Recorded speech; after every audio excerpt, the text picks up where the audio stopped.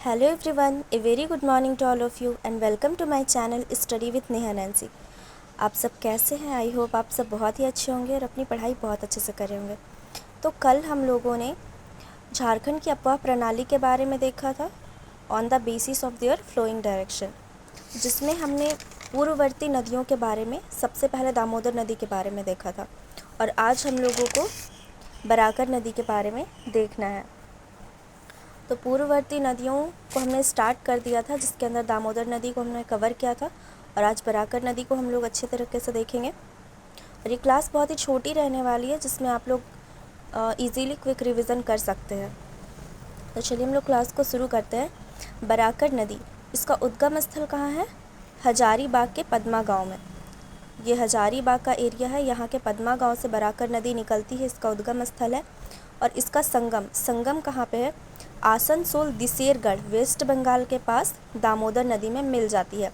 ये वर्धमान जिला है पश्चिम बंगाल का, जिसमें आसनसोल दिसेरगढ़ के पास में बराकर नदी यहाँ पर मिल जाती है। ये इसका संगम स्थल है, ठीक है।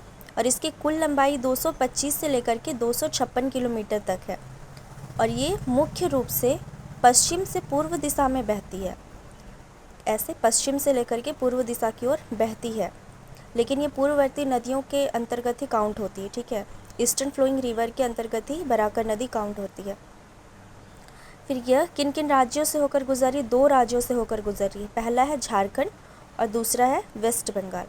तो 2 राज्यों से होकर गुजर रही है कौन? बराकर नदी। अब नेक्स्ट देखते हैं कि बराकर नदी झारखंड के निम्न जिलों से होकर गुजरती है। अब झारखंड में किन किन जिलों से होकर गुजर रही है? पहला है हजारीबाग, गिरिडीह, कोडरमा और धनबाद। इन 4 जिलों से होते हुए बराकर नदी गुजरती है। अब बराकर नदी दामोदर नदी की प्रमुख सहायक नदी भी है। तो ये हमें याद करना है कि जो बराकर नदी है वो दामोदर नदी की प्रमुख सहायक नदी है।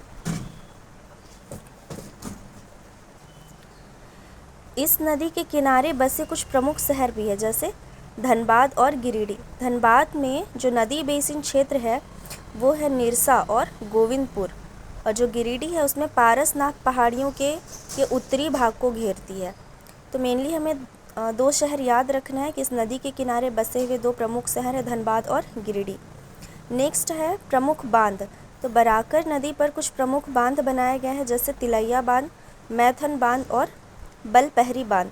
तो तिलैया बांध यह बराकर नदी पर बना दामोदर घाटी निगम का पहला बांध है और जल विद्युत संयंत्र है। जिसका उद्घाटन हुआ था वो 1953 में होता है और ये कोडरमा में स्थित है।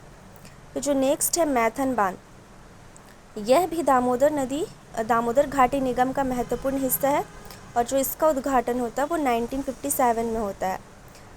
फिर नेक्स्ट है बलपहरी बांध। यह एक प्रस्तावित परियोजना है जिसकी योजना 2006-7 में बनी थी। 2006 से 7 में बनी थी। यहाँ पे कुछ प्रमुख उद्योग भी देखने के लिए मिलते हैं, जैसे जल विद्युत संयंत्र, ये तिलैया बांध और मैथन बांध पे बना हुआ है। दूसरा है लौह इस्पात उद्योग। तीसरा है निर्माण उद्योग, जैसे कि बालू खनन, ये धनबाद में है, ठीक है। और इसकी कुछ सहायक नदियाँ भी है, जैसे उसरी और बरसोती। जो उसरी नदी है वो बराकर नदी की बाईं सहायक नदी है, लेफ्ट बैंक ट्रिब्यूटरी है, जो उत्तर दिशा से बहकर आती है। जैसे कि यहाँ पे आप देख सकते हैं ये बराकर नदी है, ये जो ग्रीन कलर में, तो ये उत्तर की तरफ से जो बह कर के इधर से आएगी वो उसरी नदी होगी और वो लेफ्ट बैंक ट्रिब्यूटरी है, बाईं सहायक नदी है।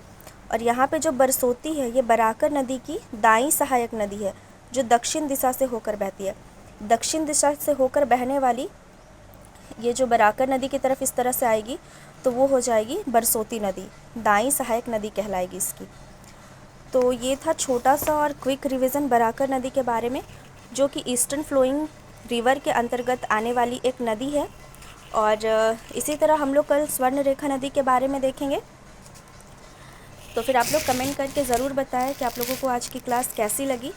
और आप लोगों के लिए आज का क्वेश्चन है कि बराकर नदी की कुल लंबाई कितनी है, और इस नदी पे जो प्रमुख बांध बनाए गए हैं उनके आप नाम कमेंट करके ज़रूर बताएं। तो आप लोगों को आज की क्लास कैसी लगी ज़रूर से कमेंट करें, और क्लास अच्छी लगी हो तो वीडियो को लाइक और चैनल को सब्सक्राइब भी कर दें। Thanks for watching.